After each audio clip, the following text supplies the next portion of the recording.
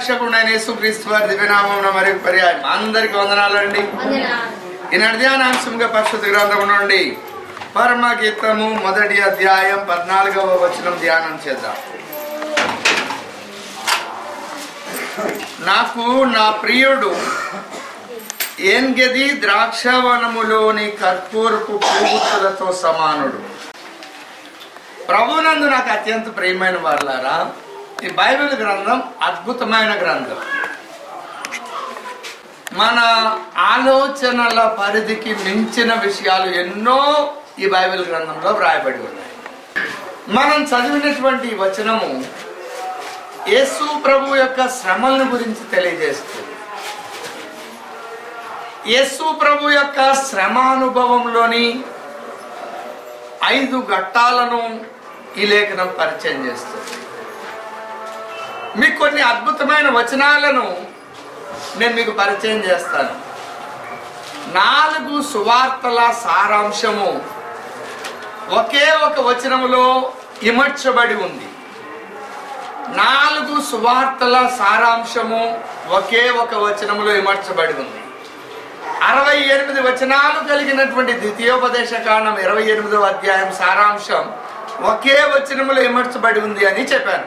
యోహాను సువార్త 17వ అధ్యాయం 23వ వచనం కాదు. అలాగనే 4 సువార్తల సారాంశము ఒకే ఒక వచనములో ఇమర్చబడి ఉంది. ఆ వచనం దేవుడు లోకమును ఎంతో, దేవుని పరిచర్య విధానం ఏమిటో, యేసు ప్రభు పరిచర్య విధానం ఏమిటో ఒకే ఒక వచనంలో ఇమర్చబడి ఉంది. అది బిల్లీ గ్రహం గారు తెలియజేశారు, డాక్టర్ బిల్లీ గ్రహం గారు. ఆ వచనం యోహాను సువార్త 16వ అధ్యాయం 28వ వచనం. నేను తండ్రి యొద్ద నుండి బయలుదేరి లోకమునకు వచ్చి ఉన్నాను మరియు లోకమును విడిచి తండ్రి యొద్దకు వెళుచున్నానని వార్త చెప్పాను. ఇది యేసు ప్రభు పరిచర్య సేవ అంతటికి సంబంధించిన విషయం ఈ ఒక్క వచనపు కాంతిలో నుండి మనం చూడవచ్చు. సువార్త యోహాను 3:16 అనే వచనంలో చూడవచ్చు. అలాగనే యేసు ప్రభు శ్రమలను గురించి పరమగీతము 1వ అధ్యాయము 14వ వచనంలో చూడవచ్చు. ఇప్పుడు యేసు ప్రభు యొక్క పరిచర్యలోని భాగాలు ఏమిటి? మొట్టమొదటిగా ఆయన అవతరించడం. అవతారం అంటే ఇన్కార్నేషన్ అంట. అవతారం అనే మాట యొక్క అర్థం విస్తృతమైంది. అన్యులైన వ్యక్తులు చెప్తారు వారి దేవుళ్ళ అవతారాలను గురించి, వారి పుట్టుక మరణం వరకు. కానీ యేసు ప్రభు యొక్క అవతారము అనేటువంటిది కూడా ఈ అర్థం తెలియనటువంటి క్రైస్తవులు ఆయన పుట్టుక మరణం పునరుత్థానం వరకు చెప్తారు. కానీ ఈ అవతారం అనే మాటకు విస్తృతమైన అర్థం ఉంది. అది ప్రెసెంట్ కంటిన్యూస్ టెన్స్. ఆయన పుట్టుక నుండి ఇప్పటికీ ఇంకా కొనసాగుతుంది. ఎప్పుడు ముగించబడుతుందో తెలియదు. అది ఎప్పుడు ముగించబడుతుంది అంటే ఈ భూమి మీద ఆయన పరిచర్య ముగించబడినప్పుడు ముగించబడుతుంది. అప్పటి వరకు కూడా ఇది అవతారముగా కొనసాగబడుతుంది. ఇది మొదటి ఘట్టం. రెండవది ఆయన శరీరధారిగా బయలుదేరి ఈ లోకానికి రావడం. ఈ లోకానికి రావడం మొదట ఆలోచన, అవతారం యొక్క ఆలోచన. రెండవది మనుష్య శరీరాన్ని ధరించుకొని లోకానికి రావడం, మానిఫెస్టేషన్ అంటాం కదా. ఆ శరీరధారిగా ఈ లోకానికి రావడం. మూడవ అనుభవం ఆయన సిలువలో మరణించడం, తిరిగి లేవడం, మరణించడం, క్రూసిఫిక్షన్ అంట, సిలువలో బలియాగం అవడం. నాలుగవ అనుభవం మరణించిన ఆయన తిరిగి లేపబడడం. దాన్ని ఏమంటాం? రిజరక్షన్ అంటాం, పునరుత్థానము అంటాం. ఆ తదుపరి 40 దినాలు 11 సందర్భాలలో అనేక మందికి యేసు ప్రభు వారు కనపడి ఆ 40 దినాన ఆరోహణమై వెళ్ళిపోవడం, అది ఆరోహణం అవడం. ఈ 5 ఘట్టాలు అక్షరార్థంగా శరీరధారిగా ఉన్నటువంటి యేసు ప్రభు జీవితంలోని ప్రధానమైన ఘట్టాలు. ఆ ఘట్టాలలో ఈ శిలువ యజ్ఞం అనేటువంటి ఒక ఘట్టం ఉందే. మరణాన్ని గెలిచారు. అలా గెలిచిన ఆయన ఆ శిలువ యజ్ఞం చేయడం ద్వారా మానవ జాతికి, విశ్వంలో ఉన్న కోటాను కోట్ల తేజోవాసులైనటువంటి సమూహాలకు ఆయన ఒక సంధి కార్యక్రమాన్ని చేశారు. కానీ వారికి ఇవ్వని ఒక ఆధిక్యత ఈ భూమి మీద ఉన్నటువంటి మనుషులకు ఇచ్చాడు ఆయన శిలువ యజ్ఞం ద్వారా. అదేమిటి అంటే, దేవుని రాజ్య నిర్మాణంలో ఈ మానవ జాతిలోని వ్యక్తులను కొందరిని ఆయన ఎన్నిక చేసుకొని ఆ వ్యక్తులకు ఆయన రక్షణ అందించి, ఆయన రక్తమును ప్రోక్షించి పరిశుద్ధపరిచి పరిపూర్ణులుగా చేయడం కొరకు దేవుని రాజ్య నిర్మాణంలో వీరి కొరకు సిలువను సిద్ధపరిచారు. ఒక్కొక్క వ్యక్తి కొరకు ఒక్కొక్క సిలువ, ఒక్కొక్క వ్యక్తి కొరకు ఒక్కొక్క సిలువను సిద్ధపరిచింది. ఎందుకు అంటే, దేవుని రాజ్య నిర్మాణంలో ఆ సిలువను మొయ్యందే నువ్వు దేవుని రాజ్య నిర్మాణంలో పాలి భాగస్తుడు కాలేవు. దేవుని చిత్తాన్ని నువ్వు నెరవేర్చలేవు. మీరు మళ్ళీ మనస్సును పెట్టండి. ఈ విశ్వంలో ఉన్న కోటాను కోట్ల ప్రపంచాల్లో ఉన్న తేజోవాసులైన పరిశుద్ధులకి భాగ్యం లేదు. దేవదూతలకు లేని భాగ్యము మనకిచ్చారని మనం చెప్పుకుంటున్నామే. ఆ భాగ్యము మానవ జాతికి ఇవ్వబడింది. అది ఎలాగో మనం మానవ జాతిలో ఉన్నటువంటి మనం ఎలా పొందుకోగలము అంటే, మన కొరకు సిద్ధపరచబడిన శిలువను మనం వేయడం ద్వారా. అంటే ఈ మాటలకు అర్థమేమిటి? దేవుని పరిచర్యను మనము కొనసాగించడం ద్వారా.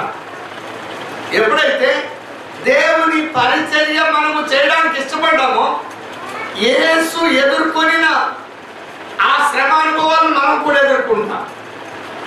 యేసు ఎదుర్కొనిన శోధనలను మనం కూడా ఎదుర్కొంటాం.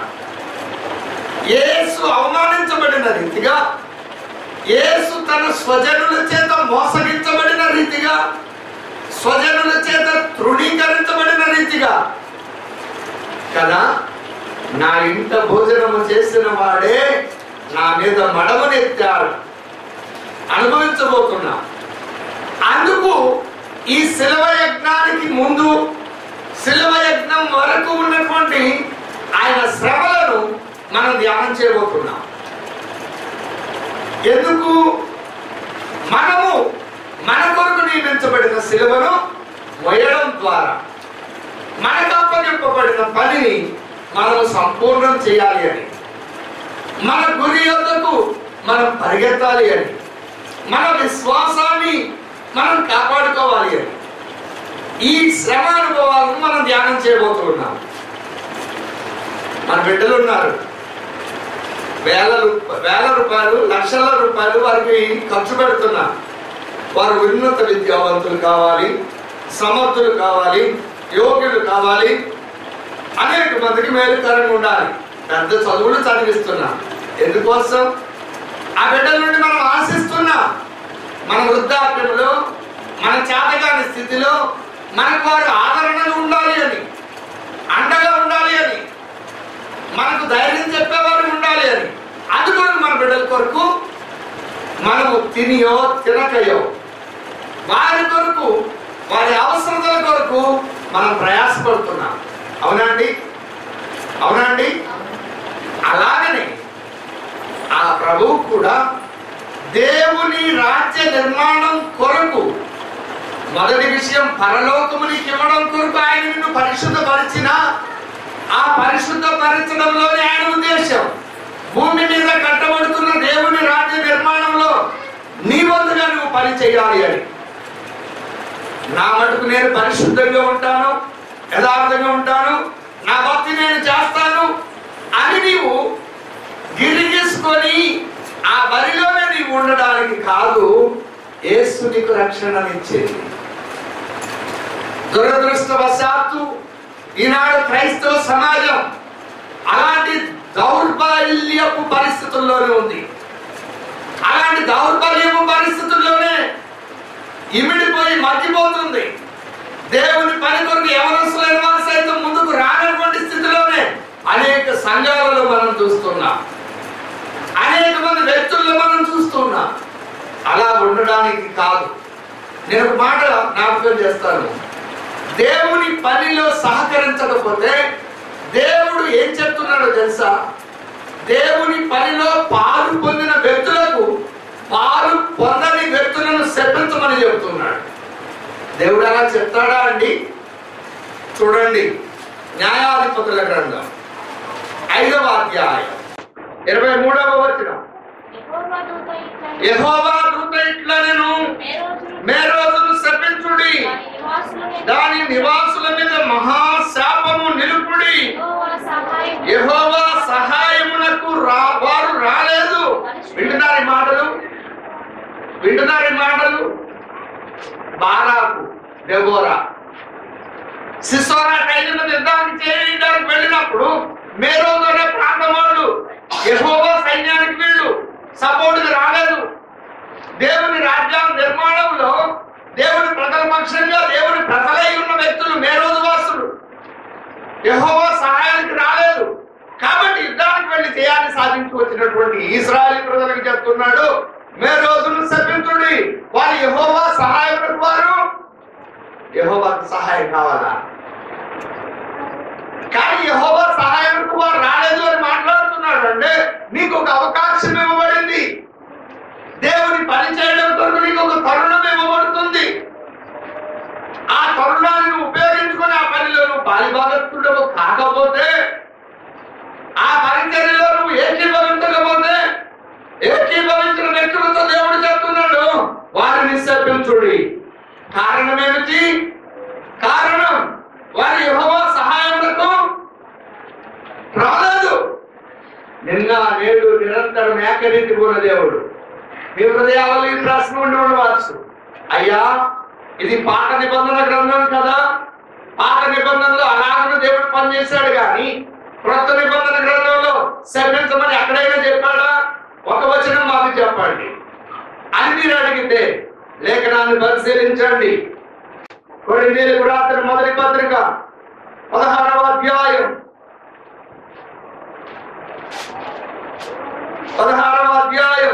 22వ వచనం. ఎవడైనను ప్రభువును ప్రేమింపకుంటే. ఎవరు పలుకుతున్నారు ఈ మాటలు? వింటున్నారా ఈ మాటలు? ఎవరైనను ప్రభువును ప్రేమింపకుంటే వాడు శపించబడును గాక. క్రొత్త నిబంధన పౌలు భక్తుడు చెప్తున్నాడు, ప్రేమిస్తే ఏం జరుగుతుంది? దేవుని ఆజ్ఞలు నెరవేరుస్తా. దేవుని ఆజ్ఞలు ఏమిటి? నిన్ను వలె నీ పొరుగు వారిని ప్రేమించు. ప్రేమించినప్పుడు ఏం చేస్తాం? ఆ వ్యక్తులకు సువార్త ప్రకటించడానికి వెళ్తాం. వ్యాధిగ్రస్తులైన వ్యక్తులు ఉంటే వారి కొరకు కన్నీరు విడిచి ప్రార్థన చేయడానికి కోరుకుంటా. సమస్యల్లో ఉన్న వారి సమస్యల విడుదల కొరకు ప్రత్యేకంగా కోరుకుంటా. గురించిన వారిని లేవనెత్తడానికి పనిచేస్తా. నా మటుకు నేను పరిశుద్ధంగా ఉన్నాను, నేను మాత్రం రాను అని అనుకోము. ఒకవేళ అనుకుంటే వెళ్ళిన వ్యక్తులకు దేవుడు చెప్తున్నాడు, ఆ రాని వ్యక్తులను శపించండి, రాని వ్యక్తులను శపించండి. దేవుడి పని విధానం చూడండి, పైకి చాలా బ్రహ్మాండంగా ఉంటుంది. ఆయన మనస్సరికి ప్రవర్తించడానికి ఇష్టపడినప్పుడు ఆయన కాడి సులువుగా ఉంటుంది. ఆయన ఎదురు నుండి మేలులు పొంది, ఆశీర్వాదాలు పొంది, దేవుని కృపను పొంది, దేవుని సన్నిధిలో బలవంతులై దేవుని సన్నిధిలో దేవుని చిత్తాన్ని నెరవేర్చడానికి అడ్డంగా నిలబడే వ్యక్తులు, ఆటంగా భరించేటువంటి వ్యక్తుల గురించి లేఖనం ఏం చెప్పుకోలేనండి. వారిని శపించండి. భయంకరం కదా. ఎందుకు అలా శపించబట్టి ఇంకొకటి దేవుడి పనికి రాకుండా వెలుతీపుడు ఉంటాడు అని ఈ వచనాలు బోధించరండి దైవ సేవకులు. దైవ సేవకులు బోధించరు. ఎందుకు బోధించరంటే అనేక కారణాలు ఉన్నవి నేను మీకు చూపిస్తున్నాను. వాటి సారాంశాన్ని నేను మీకు చూపిస్తున్నాను. కాబట్టి నీకు ఇవ్వబడిన రక్షణ ఉచితంగా ఇవ్వబడింది, కానీ ఉచితంగా ఇవ్వబడిన రక్షణ నుండి ప్రభువు నీ గురించి ఆశిస్తున్నాడు. నీ బిడ్డల నుండి నువ్వు ఎలా ఆశపడుతున్నావు? అయ్యా నాకు మాట సరిగా రాదు, భాష లేదు, జ్ఞానం లేదు, నేను ఎలాగూ కానీ ఒక మాట నువ్వు జ్ఞాపకం చేసుకో, మాట్లాడినది మీరు కాదు, మీ అందున పరిశుద్ధాత్ముడే మాట్లాడతాడన్న వాగ్దానం నీకు తెలుసా? తెలిసినప్పుడు ఎక్కడైనా ఒకసారి సువార్త ప్రకటించడానికి నువ్వు నిలబడ్డావా? ఎవరైనా రోగగ్రస్తులైన వ్యక్తులు ఉంటే, ప్రభా అక్కడికి వెళ్తున్నా, నేను ప్రార్థన చేస్తే ఉపయోగం లేదయ్యా, నేను అక్కడికి వెళ్తున్నా, నేను ప్రార్థన చేసినప్పుడు ఆ వాళ్ళకి స్వస్థత కలగాలి, ఆ వరం కలగాలి, ఆ వరంలో తిప్పు, అదిగో నీ పని కొరకు వెళ్తున్నా, సాధారణంగా నేను కూడా సంపత్తు మిమ్మల్ని అడిగేవా? అట్లా అడిగో. ఓరక్కడికి కూర్చొని ప్రభు ఆ వరమి, ఈ వరమి, అది చేయి, ఇది చేయి. ఎందుకు నీకు వరాలు? ఎందుకు నీకు వరాలు? చెప్పుకోవడానికి ఆ జనుల ముందు ప్రభు నాకు ఆ వరం ఇచ్చాడు, ఈ వరం ఇచ్చాడని ఉపయోగించున్నాడు. నీకెందుకు వరాలు? నువ్వు దేవుని పని చేస్తే నీకు వరం కావాలి. పని చేయకుండా వరాలు తీసుకొని నువ్వేం చేస్తావు? అవి నిన్ను భ్రష్టుని చేస్తాయి తెలుసా? నీ ఆత్మీయ జీవితాన్ని పాడు చేస్తాయి. ప్రభునందు నాకు అత్యంత ప్రియమైన వాళ్ళారా, దేవుని పని విధానాన్ని నేను మీకు పరిచయం చేసుకున్నాను. ఆ క్రమంలో యేసు ప్రభు వారు పొందిన శిలువ శ్రమలను ఈ దినం నేను ప్రారంభిస్తున్నాను. శిలువ శ్రమలను ఈ దినం నేను ప్రారంభిస్తున్నాను. శిలువ శ్రమలను గురించినటువంటి సందేశం పరమగీతము గ్రంథం 1వ అధ్యాయం 14వ వచనంలో, నాకు నా ప్రియుడు. ఇది ఒక్కొక్క మాట ఒక్కొక్క అనుభవాన్ని నేర్పిస్తుంది. ప్రియుడు ఏం గది ద్రాక్షవనంలోని కర్పూరపు పువ్వులతో సమానుడు. నేను చెప్పానే, యేసుక్రీస్తు పరిచర్యలోని 5 అనుభవాలు: అవతారం, ఇన్కార్నేషన్, తర్వాత మానిఫెస్టేషన్, మానవ శరీరాన్ని ధరించుకోవడం, శిలువ యజ్ఞం, క్రూసిఫిక్షన్, పునరుద్ధానం, రెసరెక్షన్, తర్వాత ఆరోహణం. ఈ 5 అనుభవాలు ఈ వచనంలో కనబడతాయండి. అక్షరార్థంగా స్థూలంగా చూసినప్పుడు యేసు ప్రభు వారు 3 రకాలైనటువంటి శ్రమలు ఆయన అనుభవించారు. 1 ఆత్మ సంబంధమైన శ్రమలు, 2 మానసిక శ్రమలు, 3 శరీర శ్రమలు. ఈ 3 రకాలైన శ్రమల్లో నుండి 15 రకాల శ్రమానుభవాలను ఆయన అనుభవించారు. 15 రకాలైన శ్రమానుభవాలను యేసు ప్రభు అనుభవించారు. అపోస్తలుడైన పౌలు ఎన్ని రకాల శ్రమానుభవాలు అనుభవించారో తెలుసా? స్థూలంగా ఆయన శ్రమానుభవాల్లో కూడా 3: ఆత్మ సంబంధమైన, మానసిక సంబంధమైన, శరీర సంబంధమైన శ్రమలు 3 అయినా ఆయన 40 రకాల శ్రమానుభవాన్ని అనుభవించినట్లు లేఖనం సాక్ష్యం చెప్తుంది. ఎందుకు? యేసు కంటే పౌలు గొప్పవాడని కాదు, కానీ పౌలు యొక్క కృష్ణ యేసు శరీరంలో అనుభవించని ఆ శ్రమానుభవాలను నేను అనుభవించాలి అని ఆ పని కొరకు కృష్ణ ఉన్నవాడై, ఆ పని కొరకు తపన కలిగిన వాడై, మరి శ్రేష్టమైన పునరుత్థానపు జ్ఞానము కొరకు ఏమండి 2 లక్షల కోట్ల కంటే ఎక్కువ ఆస్తిని తృణీకరణ ఎంచడం సామాన్యమైన విషయం అండి. ఆస్తి పోయిన తర్వాత ఈయన శరీరం నలగొట్టబడితే, ఈయన శరీరం చనిపోయాడని రాళ్ళ కుప్పల కింద పడిపోయినప్పుడు మార్పుకోండి సహోదరులు వారిని తీసుకుని వచ్చి మళ్ళా 1 గంటలోనే స్వస్థపరచబడితే, దేవుని మహిమాని శరీరంలో కార్యం చేస్తే ఎంత ఉత్సాహంగా. నా ధ్యానాంశంలోని భాగం బైబిల్ గ్రంథంలోని కొన్ని వచనాలు అద్భుతమైన వచనాలుగా మనకు కనబడుతున్నాయి. ఆ వచనాల్లో ఒక వచనం దేవుని సువార్తల గురించి తెలియజేసే వచనం. 4 సువార్తల సారాంశం ఒకే ఒక వచనంలో, యోహాను సువార్త 3:16. యేసుక్రీస్తు యొక్క సేవా విధానం అంతటిని గురించి తెలియజేసే ఒకే ఒక వచనం, యోహాను సువార్త 16వ అధ్యాయం 28వ వచనం. యేసుక్రీస్తు యొక్క శిలువ యజ్ఞాన్ని గురించి, ఆయన యొక్క భూమి మీద పరిచర్య గురించి తెలియజేసేటువంటి ఆ శిలువ శ్రమల గురించి తెలియజేసే ఒకే ఒక వచనం నా దృష్టి పదంలోనికి వచ్చినాయి. పరమగీత గ్రంథం 1వ అధ్యాయం 14వ వచనం. ఈ వచనంలో నాకు నా ప్రియుడు ఎంగని ద్రాక్షవనంలోని కర్పూరపు పువ్వులతో సమానుడు అని వ్రాయబడిన వచనం. ఆ క్రమంలో యేసు ప్రభు 3 రకాలైన శ్రమలను, 15 రకాలైన శ్రమానుభవాలను ఆయన అనుభవించారని చెప్పుకున్నాం. ఆ 15 రకాలైన శ్రమానుభవాలను మనం ధ్యానం చేయబోతున్నాం. ఈ దినం నేను మీకు పరిచయం చేస్తున్నాను. ఆ 3 రకాలైన శ్రమలు ఏమిటి అంటే, ఒకటి ఆత్మ సంబంధమైనటువంటి శ్రమలు. ఇది మత్తయి సువార్త 4వ అధ్యాయంలోను, లూకా సువార్త 4వ అధ్యాయంలో రాయబడి ఉంటుంది. ఆయన ఆత్మ పూర్ణుడై పరిశుద్ధాత్మ చేత కొనిపోబడి అపవాది చేత శోధించబడుతూ ఉండునని ప్రజెంట్ కంటిన్యూస్ లో చెప్తుంది లూకా సువార్త 4వ అధ్యాయం. దయచేసి గమనించండి. ప్రారంభ వచనం, యేసు పరిశుద్ధాత్మ పూర్ణుడై 40 దినములు ఆత్మ చేత అరణ్యములో నడిపింపబడి అపవాది చేత శోధింపబడుచూ ఉండెను. 40 దినాలు ఆయన ముగించిన తర్వాత వచ్చి కాదు, 40 దినాలు అపవాది చేత శోధించబడుచూ ఉండెను. మనకి 3 అనుభవాలు చెప్పారు. ఒకటి, రాళ్లను రొట్టెలుగా చేసుకోమని. 2, నాకు నమస్కారం చేయమని లోకమహిమను చూసి. 3, ఆలయ శిఖరం గతంలో వర్తమానం చెప్పారు. దేవుని సార్వభౌమాధికారాన్ని సవాలు చేసింది ఆ మొదటి ప్రశ్నలో. 2వ ప్రశ్న, 3వ ప్రశ్నలో దేవుని కాపుదలను, దేవుని యొక్క వాగ్దానం యొక్క నెరవేర్పు విషయాలలో ఉండేటువంటి దేవుని యొక్క చిత్తాన్ని సవాలు చేసినట్లుగా మనం ధ్యానం చేశాం. ఇది ఆత్మలో అంతరంగంలో జరిగేటువంటి ఘర్షణ. ఇది అంటే ఒక వ్యక్తిలో ఉన్నటువంటి దేవుని ఆత్మ దేవునితో సహవాసాన్ని కలిగి ఉండకపోతే ఆ వ్యక్తులు కలిగి ఉండలేదు కనుక దేవుని యొక్క మనసు ఎరగని స్థితిలో అయితే అక్కడ ఫెయిల్ అవుతారు. దేవుని యొక్క మనసు, క్రీస్తు యేసు యొక్క మనసును ఎరిగి ఉన్నప్పుడు ఆ దేవుని సార్వభౌమాధికారం ఏమిటో అనుభవించగలుగుతారు, దేవుని కాపుదల ఏమిటో అనుభవించగలుగుతారు. ఆయన ఇచ్చిన వాగ్దానం యొక్క నెరవేర్పు యొక్క ఆ ప్రణాళికను, దేవుని పరివిధానాన్ని ఎరిగి ఉంటారు కనుక ధైర్యంగా అపవాదిని ఎదిరించగలుగుతారు. ఆయన ఆత్మ పూర్ణుడై ఆత్మను ఎదిరించినట్లుగా ఆ మొదటి అనుభవాన్ని బట్టి మనం నేర్చుకుంటాం. 2వ అనుభవం మానసిక అనుభవం. ఈ అనుభవం లూకా సువార్త 23వ అధ్యాయంలో గెత్సెమనే తోటలో ఆయన ఎప్పుడు కూడా ఒంటరిగా ప్రార్థన చేసేవాడు. ఆయన ప్రార్థన చేసిన ప్రతి సందర్భాన్ని జ్ఞాపకం చేసుకోనండి.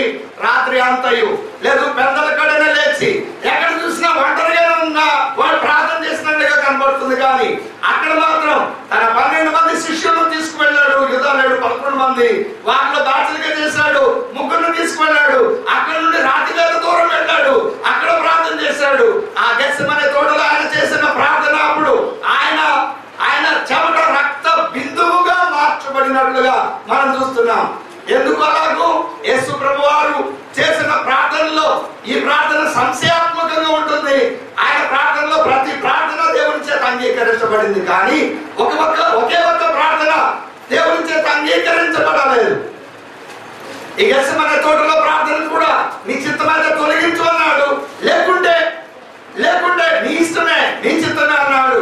అది అక్కడ 2 ఆప్షన్స్ ఇచ్చాడు కాబట్టి తండ్రి చిత్తం అక్కడ నెరవేర్చబడింది. ఆ మాటలు ఎందుకన్నాడో గతంలో నేను మీకు జ్ఞాపకం చేశాను. గెత్సెమనే గొల్గొతా అనేటువంటి మెసేజ్లో ఆ మాటలు కొన్ని దేవుని చిత్తమని మనం ధ్యానం చేయబోతున్నాం. అయితే ఆయన ప్రార్థన సమాధానం పొందని ప్రార్థన. ఎప్పుడు కూడా నా తండ్రి, నా తండ్రి, నా తండ్రి అని ప్రార్థన చేసి మనకి కూడా పరలోకమందున్న నా తండ్రి అని ప్రార్థన నేర్పిన ఆయన ఒకే ఒక పర్యాయం ఆయన ప్రార్థన చేశాడు, నా దేవా, నా దేవా అని.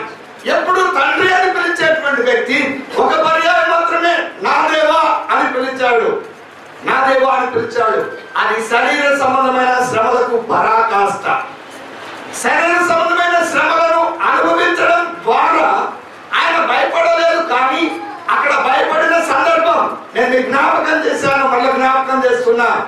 దేవునితో ఉన్నటువంటి సహవాసాన్ని, సంబంధాన్ని, ఆయన వేరైపోవడాన్ని, ఆ బంధము వేరైపోవడాన్ని ఆయన తట్టుకోలేకపోయారు. ఆ శ్రమానుభవం అది శరీర సంబంధమైనది. అది దానిని ఊహించుకొని, ఆ ఘట్టాన్ని ముందుగా ఊహించుకొని గెత్సెమనే తోటలో ఆ సన్నివేశాన్ని తను జీర్ణించుకోలేక, నా తండ్రి నుండి నేను ఎప్పుడు వేరు ఉండలేదు, నా తండ్రి నాయను, నేను నా తండ్రి అనుకున్నామని చెప్పినటువంటి యేసు ప్రభు ఆ ఘట్టాన్ని ఊహించుకున్నప్పుడు ఆయన శరీరంలోని రోమాలు నిక్కుపడుచుకున్నాయి.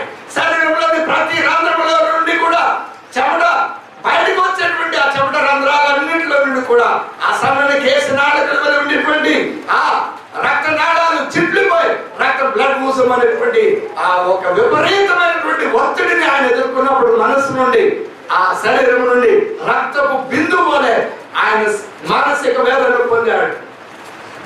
శరీర శ్రమానుభవం గెత్సెమనే తోటలో ఇస్కరియోతు యూదా ముద్దు పెట్టుకున్న తరువాత అప్పటి నుండి సిలువ వేయబడిన దినం సాయంకాలం 3 లేదా 3 గంటల 10 నిమిషాల వరకు, అక్కడ 3 గంటలు అని రాయబడి ఉంది. ఆ సమయం వరకు ఇంచుమించు 17 గంటలు ఆయన పొందిన శ్రమానుభవాలు అవి వర్ణనాతీతం. ఒక పండితుడు చెప్తాడు, 1 అనేటువంటి అంకెకు ప్రక్కన 27 సున్నాలు పెడితే ఎంత అంకె అవుతుందో అంతమందిలో ఒక్కడు మాత్రమే అలాంటి శ్రమలను భరించగలడు అని. కానీ ప్రపంచం పుట్టుక నుండి ప్రపంచం అంతం వరకు చూసినా అంతమంది ప్రజలు భూమి మీద పుట్టారట.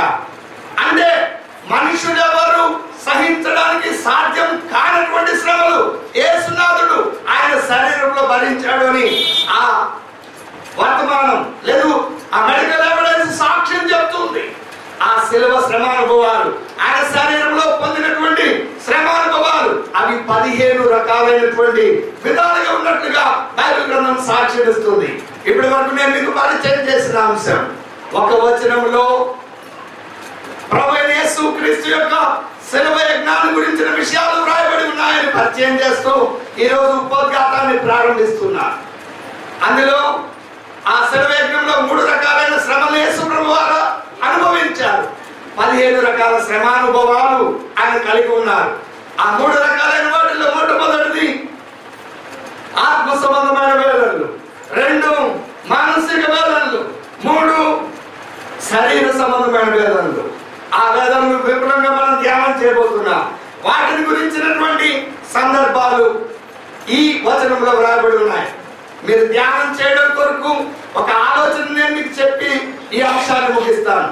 బైబిల్ గ్రంథంలో ఏ వ్యక్తికి ఏ పేరు పెట్టినా, ఏ స్థలానికి ఏ పేరు పెట్టినా ఆ పేరు వెనుక దేవుని ప్రణాళిక ఉన్నదని మీరు మర్చిపోవద్దు. ఆ పేరు యొక్క అర్థము ఆ వ్యక్తిలో లేదు ఆ స్థలంలో నెరవేర్చబడుతుంది అన్న విషయాన్ని మీరు మర్చిపోవద్దు. దేవుని పనిని అర్థం చేసుకోవాలి అంటే, దేవుడి యొక్క పని విధానాన్ని మనము గుర్తుపట్టాలి అంటే, కొందరు వ్యక్తులను మనకు సాదృశ్యంగా చూపించారు, కొన్ని స్థలాలకు ప్రత్యేకమైన పేర్లు పెట్టి ఆ పేర్ల యొక్క అర్థమును బట్టి ఆ స్థలాల్లో దేవుని పని ఆ విధంగా నెరవేర్చబడింది అని మనకు తెలియజేశారు.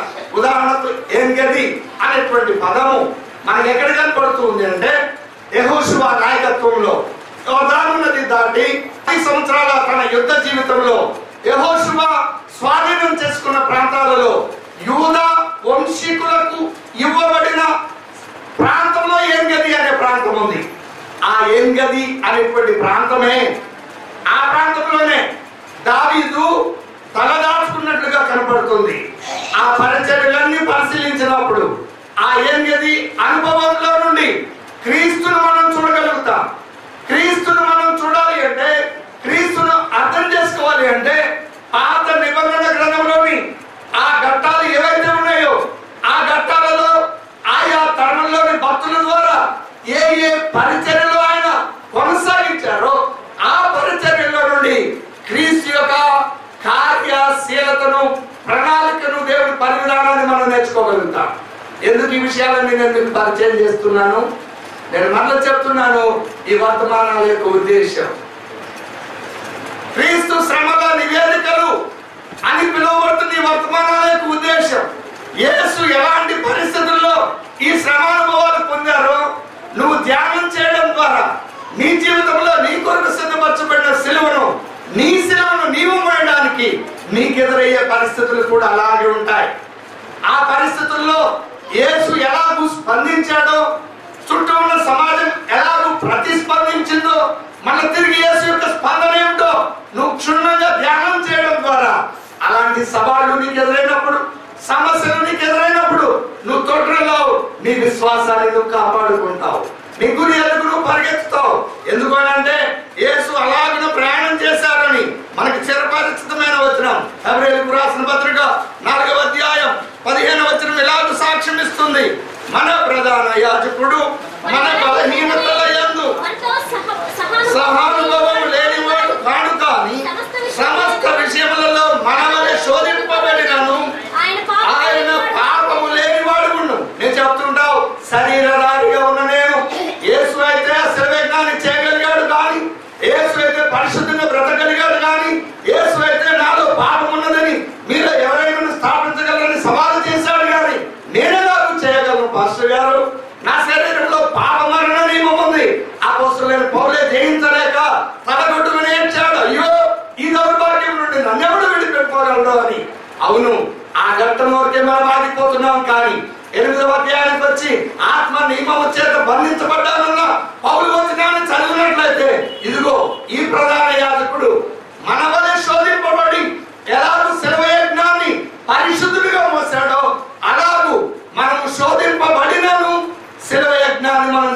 చేయగలుగుతాం. మన కొరకు సిద్ధపరచబడిన సిలువను మనము మోయగలుగుతాం. సిలువను మనము మోయగలుగుతాం. మన గురి ఎదుగు మనం పరిగెత్తగలుగుతాం. మన కొరకు ఉద్దేశించిన దేవుని ప్రణాళికను, మన పట్ల ఉన్న దేవుని సంకల్పాన్ని సంపూర్ణంగా నెరవేర్చగలుగుతాం. అలా నెరవేర్చినప్పుడే బడా నమ్మకమైన మంచి దాసుడా అని దేవుని చేత మెప్పులు పొందగలుగుతాం. అది చేయకుండా దేవుని ఎదుట ధైర్యంగా నిలబడలేం. ఆయన న్యాయ సింహాసనం ఎదుట. అందుకొరకు ఈ వర్తమానాలు ప్రార్థనాపూర్వకంగా సిద్ధపడండి. నేను చెప్పిన సూచన ప్రకారం ఒక్కొక్క పదము బైబిల్ గ్రంథంలో ఎక్కడెక్కడ ఉంది, ఆ సందర్భాల్లో ఏమి జరిగినాయి మీరు సిద్ధపడినట్లయితే నేను చెప్పే వర్తమానం మీకు ఈజీగా అర్థమవుతుంది. లేకుంటే పాస్టర్ గారు ఏదో చెప్పారు, అది మనకు సంబంధించింది కాదులే అని చెప్పి మీరు నష్టపోయే ప్రమాదం ఉంది. దేవుని సముఖంలో ఆయన న్యాయ సింహాసనం ఎదురు నిలబడినప్పుడు నాకు అర్థం కాలేదని నువ్వు చెప్తే, ఫలానా సమయంలో ఫలానా వర్తమానం నువ్వు విన్నావు కదా, దాని ప్రకారం మీరు ఎందుకు కట్టుకోలేకపోయావు అనే ప్రశ్న ఎదురైనప్పుడు నువ్వు అవమానించబడిన స్థితిలో ఉంటావు. అలా ఉండకూడదని ప్రార్థనా పూర్వకంగా సిద్ధపడదాం. అతి కృప దేవుడు మనకి అందరికీ దయచేయును గాక. ఆమేన్.